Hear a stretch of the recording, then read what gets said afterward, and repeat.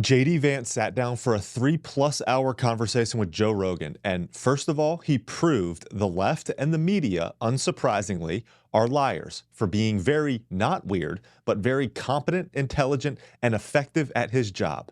And speaking of being effective, in the clip that I'm about to show you, JD makes the perfect closing argument against Kamala Harris and why the current left is so dangerous to America right now, which, as you'll see in a minute, even Joe Rogan admits should scare the hell out of you in this first clip, which sets up the perfect closing argument that JD finishes this interview with. Check this out. This is, to me, the biggest and most fundamental difference between Kamala and President Trump in the campaign is, whether it's Biden calling people garbage or Tim Walz calling people fascist and Kamala calling people Nazis or endorsing explicit censorship, we're not trying to censor our fellow Americans, right? We'll attack Kamala and her policies and her ideas, but we're not trying to say you should be silenced because you disagree with us. That is anathema to everything that I believe in.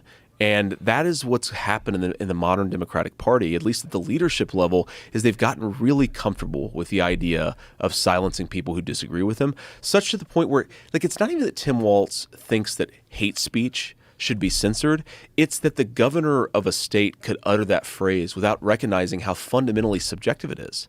Right? Or Hillary Clinton saying that we want to censor misinformation. She has come out and explicitly said that we have to censor disinformation and misinformation. Or we lose total control. Or we hey, you're not supposed to Just have telegraphing total control exactly. over That's discourse. The whole point. That's the whole point. Is Yes. we don't want people to have total control.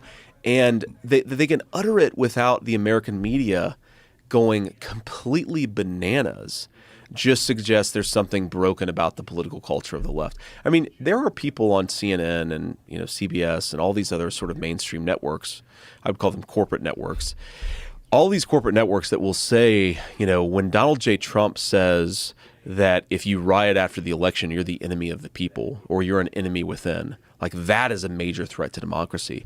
But Hillary Clinton saying that we should censor disinformation, they're just, no big deal.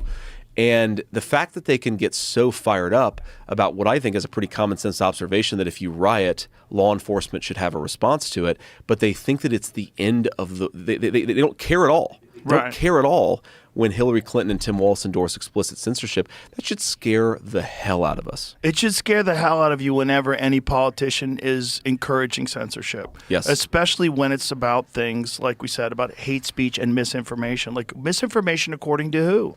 Because we've already shown that there's a bunch of different factors that have control over what is presented as fact. Yes. And they're not always honest or accurate.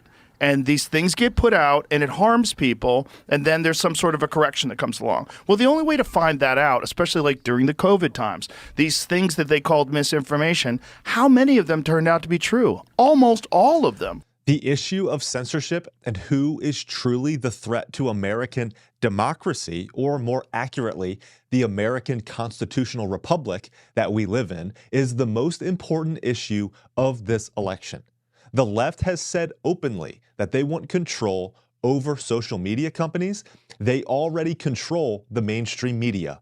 They want no alternative narratives to their agenda. Anything alternative is considered misinformation or disinformation, and they want to be able to censor misinformation and disinformation. They say that they are the ones who will protect our fundamental freedoms, when in fact they are the ones actively seeking to take them away. And as these two say here, that should scare the hell out of you no matter what party you are a part of in America. This shouldn't be a partisan issue. A party who believes these things in America should not have power, period. What was proved on Joe Rogan with these Donald Trump and JD Vance interviews is that despite the dishonest media narrative, these are two competent and effective leaders capable of having a normal human being conversation and defending their positions over a 3+ hour interview, knowing full well that millions of people would be watching them. They are not exhausted, unstable, or weird, as the media and left has led us to believe. Those qualities, in fact, are obvious on the other side of the ticket. And finally, Here's J.D. Vance's perfect closing argument, which I think, with Rogan's reach, puts the final nail in the coffin on Harris. As he says here, perhaps they'll cheat, but I believe that this is too big to rig. Let's watch. There's only a few days left. Yeah.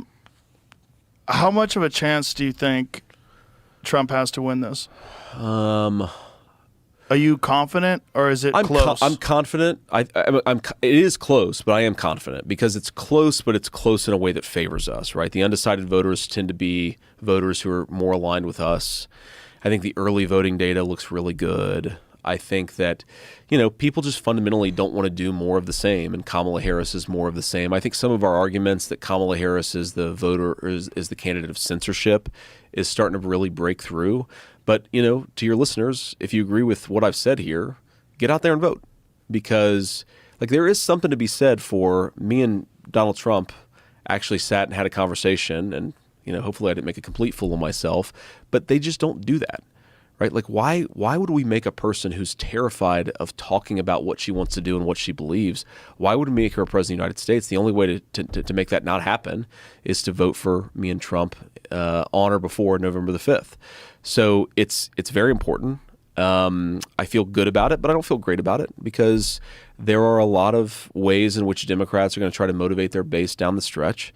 There are a lot of ways in which, I wouldn't put it past them. Maybe they do try to cheat. I don't know exactly what it looks like in 5 or 6 days, but I know that the best thing that we can do to prevent that from happening is to get out there, make our voices heard. All right. Thanks, man. Thank you very much. Thanks for being here. Appreciate it. It's good to see you, Joe.